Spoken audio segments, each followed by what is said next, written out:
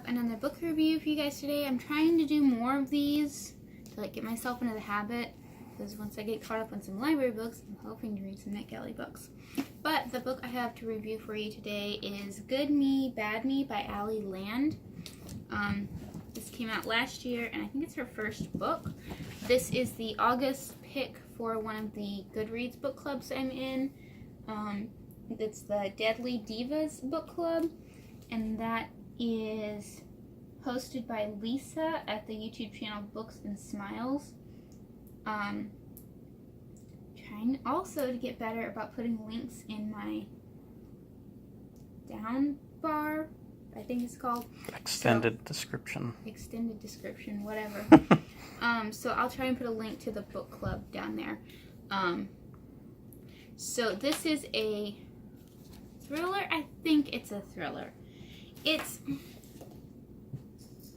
I don't know. I wouldn't exactly call it a thriller, but that's the best thing I can think of to call it.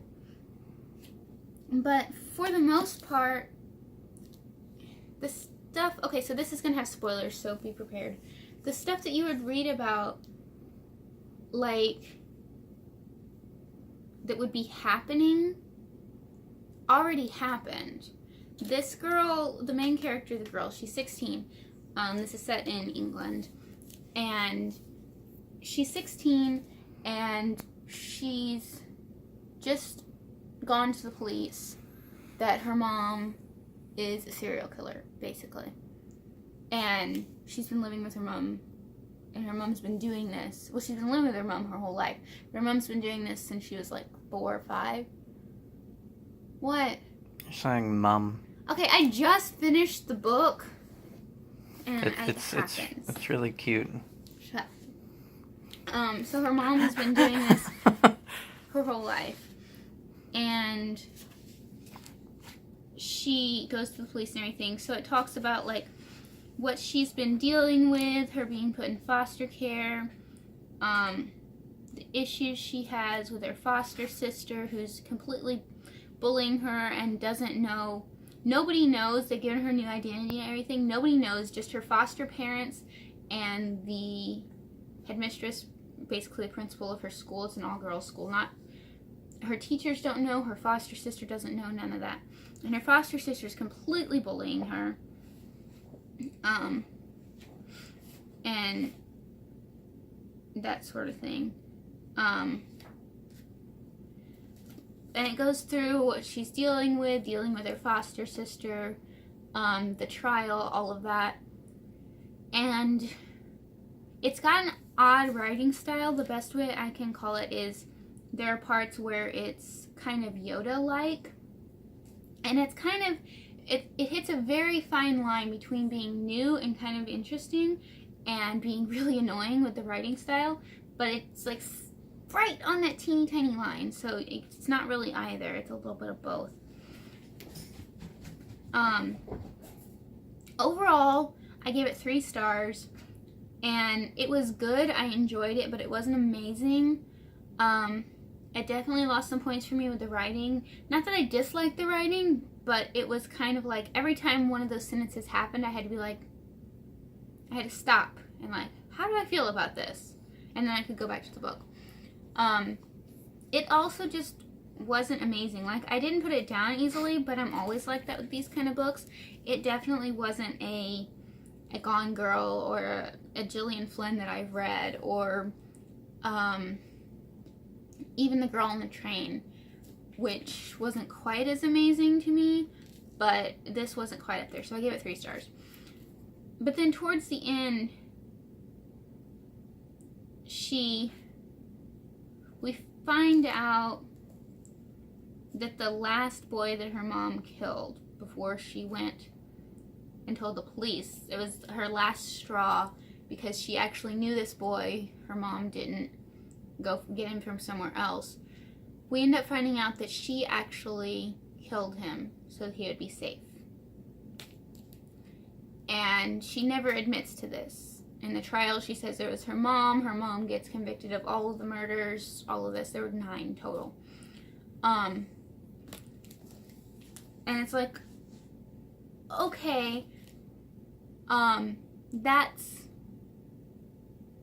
for her character, for how she grew up, that's reasonable. It happens. It's something you would kind of expect. Like, even if she had said that she did, I don't think she would have really had to deal with anything, because Stockholm Syndrome, survivor's guilt, whatever. Psychology, yay. But she doesn't, and life goes on and blah, blah, blah. And she tries to overdose on her meds, gets her stomach pumped and everything, gets home, back to her foster home and everything. And they're talking about sending her to a permanent adoptive family and all of this.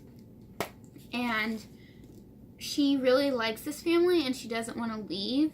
And I'm seeing where this is going. I'm seeing, okay, she's going to kill Phoebe and she's going to think that makes it happy ever after and she gets to stay with them, but either they're going to be too grief-stricken or they're going to suspect her or both, and they're going to send her somewhere else, and it's just going to keep happening over and over and over again until she gets caught and sent to jail or something, was my prediction. But so she kills Phoebe and they're like really grief-stricken, and she's taking care of them and everything. And you can see, because it's from her point of view, you can see that she's like trying to play it so that they'll want to keep her. And then her foster dad confronts her, and he pretty much thinks she did it, and that's right at the end of the book, but it seems like she convinces him that she didn't. And then we never know for sure if she ends up getting to stay, because it never totally says, but it seems like it. And that just doesn't, I didn't think that was what would have happened. Like, not even if it was reality, just like in a book. That's not what I would expect to happen. And it doesn't really seem, it seems very much on the line between plausible and not. So I'm not sure how I felt about that, but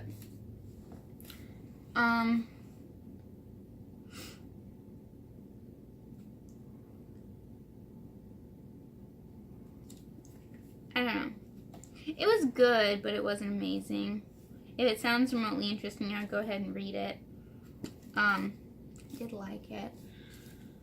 I can't think of anything else to mention.